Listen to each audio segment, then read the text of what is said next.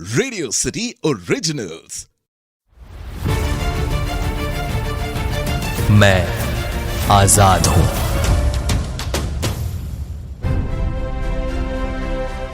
Radio city पर आप सुन रहे हो मैं आजाद हूं, मेरे यानी हमराज बौराई के साथ। इस वक्त हमारे साथ पॉडकास्ट में जुड़े हुए हैं जय हिंद अभियान से दीपक त्रिपाठी और गोपाल सिंह। आजाद जी के कारनामों के किस्से इस एपिसोड में भी जारी हैं, तो चलिए सुनते हैं आगे की कहानी। और ऐसी ही एक घटना हुई थी जब वो मास्टर रुद्र नारायण के यहाँ रहते थे। तो ओरछा के बाद वो ढीमरपुरा के मलखान सिंह के यहाँ पे भी रहे हैं। तो मलखान सिंह के यहाँ हालांकि उनकी यौन परीक्षा भी हुई है वहाँ पे। आज़ाद जी का नाम कभी किसी कन्या के साथ नहीं जोड़ा जाता, लेकिन यहाँ एक ऐसा प्रसंग है कि कन्या खुद जोड़ रही थी। प्रयास की इनके ब्रह्मचर्य को भंग करने का, लेकिन अभी ये मस्त मौला महादेव के भक्त इनका कहाँ ब्रह्मचर्य कोई भंग कर पाएगा। ये स्टोरी लंबी है, मैं लंबी में नहीं जाता हूँ। ये वहाँ से भगे और सीधे सातार तट पे हनुमान जी के पास फिर आगे बैठ गए, बाबा बचाओ। और बाद में पता चला जब मलखान जी को कि ऐसी ऐसी घटना है, तो उन्होंने बहुत डांट लगाई और उनको वापस अपने पास बुलाया और बोला आप रहिए महाराज। वहाँ पे भी जब शक होने लगा पुलिस को कि आज़ाद जी यहाँ कहीं हो सकते हैं, तो रामचंद्र एक मोटर का काम करने वाला एक व्यक्ति वहाँ था, रुद्र नारायण जी के पहचान का। उन्होंने आज़ाद जी को वहाँ पे काम पे रखवा दिया। तो काम पे रखवा के आज़ाद जी वहाँ 5-6 महीना तक गाड़ी चलाना सीखे, मैकेनिक वाला काम भी सीखे। और जब बात ये हुई कि अब आपको लाइसेंस बनवाने के लिए सुपरिंटेंडेंट के सामने जाना पड़ेगा पुलिस में, तो आज़ाद जी को लगा यहाँ गड़बड़ हो सकता है। तो वो गए। अब चूंकि उनकी एक आदत थी कि वो अपना लोडेड पिस्टल हमेशा अपने पास रखते थे। वो उनको लगता था वो कभी भी उसकी ज़रूरत पड़ सकती है। अब लेके गए तो वहाँ जांच करते हैं, जनरली जांच। तो जैसे ही जांच वाले का हाथ इस तरफ आया तो वो थोड़ा सतर्क हो गए और उन्होंने मन ही मन ठान लिया कि अगर इसका हाथ वहाँ गया और पता चल गया कि ये गन रखे हैं तो मैं सुपरिंटेंडेंट को गोली मार दूंगा, पक्का है।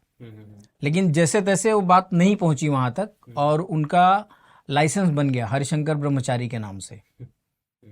और वहीं पे उन्होंने पुलिस वाले का, जो व्यक्ति खोज रहा है उनको, चारों तरफ से उन पे वारंट पे वारंट। अच्छा, अब तक इनामों की घोषणा बहुत हो चुकी है उनके ऊपर। तब 15-16 रुपया तोले का समय था और कई हजारों के कई इनाम आज़ाद जी पे थे। वारंट की गिनती नहीं। और मतलब इनको जो पाए मार दे वो तुरंत बादशाह बन जाए वाली हालत थी, तुरंत अमीर हो जाए, उस स्थिति में लोग थे। और ऐसी स्थिति में भी वो पुलिस वाले की गाड़ी चला रहे हैं। ये सोच के ही अगर कभी उस पुलिस वाले को पता चला होगा एक्चुअल में कि वो जो व्यक्ति गाड़ी मेरा चला रहा था वो चंद्रशेखर आजाद थे, उन्हीं के साथ बैठ के उसी गाड़ी से मैं उन्हीं को ढूंढ रहा हूँ। तो ये अद्भुत, मतलब ये इतना साहस आज़ाद जी में ही हो सकता है।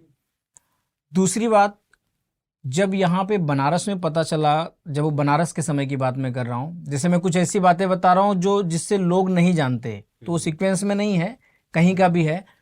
तो बनारस में वो एक बुढ़िया के यहाँ रहते थे जो कोयले का काम वाम होता था वहाँ पे। तो उनको बताया गया कि पुलिस खोज रही है तुम्हें वारंट लेके। तो ये भागते भागते आए और उस बुढ़िया के यहाँ कोयले की बोरी थी, उसके पीछे छुपे और उसको बोले कि इस कोयले के बोरी को कोयले से भर दो और बोरी का मुंह खुला रखना। तो खुला रख के उसके पीछे वो ध्यानस्थ तब तक बैठे थे जब तक पुलिस आके खोज के चली नहीं गई। तो वहां पे भी वो बाल बाल बच गए। कई बार वो अंग्रेजों से हाथ आते आते बचे हैं। इलाहाबाद में ऐसे ही हुआ कि किसी मुखबिर ने बताया कि आज़ाद जी इतने बजे कोट पहन के ट्रेन से जाने वाले हैं, क्योंकि कोट सिलाने के लिए दिया था आज़ाद जी और उनके एक साथी ने। तो जब ये जाने लगे, कंबल ओढ़ के जा रहे थे स्टेशन की तरफ, तो इनको अचानक से याद आया कि कोट लेना है। तो वहां गए और इन्होंने सडनली अपना वेश चेंज कर लिया। मतलब वो सारी रात पुलिस कोट वाला या शायद शाल वाले व्यक्ति को ढूंढती रही और आज़ाद जी को जहां जाना था वो चले गए।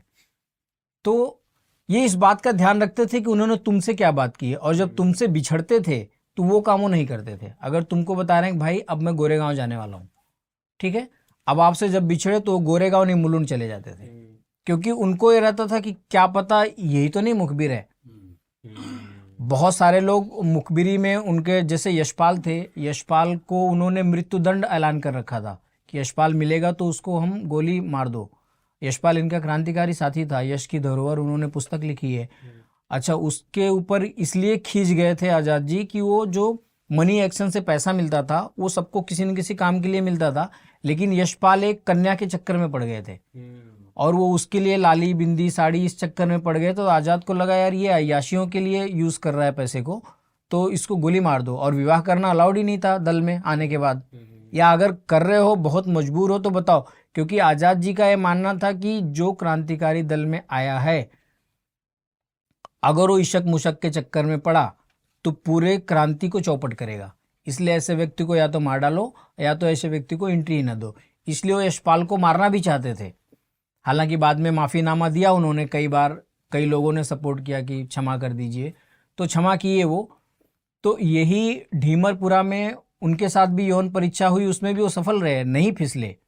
वो युवती बहुत प्रयास की छत पे आधी रात में कि चंद्रशेखर आज़ाद जी के ब्रह्मचर्य को डिगा सके, लेकिन वो डिगा नहीं पाई और वो वहाँ से आ गए।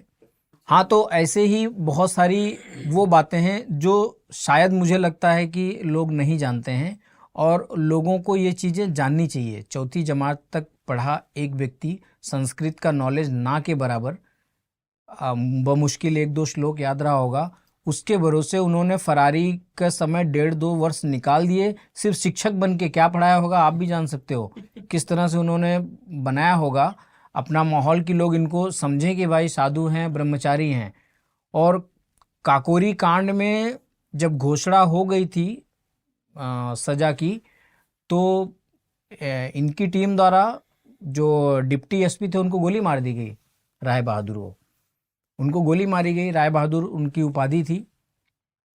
मतलब ये हर चीज़ का ये बदला लेना भी नहीं छोड़ते थे। हालांकि इनकी बम बनाने का प्रयास भी विफल हुआ, लेकिन कई जगह सफल भी हुआ जहाँ पे भगवती चरण जी शहीद हो गए थे। बस यही थी उनकी बातें जो लोग नहीं जानते। और भी बहुत हैं, लेकिन वो एक एक कहानी बहुत लंबा समय लेगी, तो इतना ही लोग जाने फिलहाल, ये भी बहुत है। दीपक जी, जितनी जानकारी आज आप हमें चंद्रशेखर आज़ाद जी के बारे में दे रहे हैं उतनी जानकारी शायद बहुत कम लोगों को होगी, और हम यही चाहते हैं कि इस पॉडकास्ट के जरिए ये जानकारी सभी लोगों तक पहुंचे। जय हिंद अभियान से गोपाल जी और दीपक जी अगले एपिसोड में भी हमारे साथ बने रहेंगे और ये हमें चंद्रशेखर आज़ाद जी के बारे में और भी जानकारी देंगे। तो मिलते हैं अगले एपिसोड में मेरे यानी हमराज के साथ, ओनली ऑन रेडियो सिटी। मैं आजाद हूं।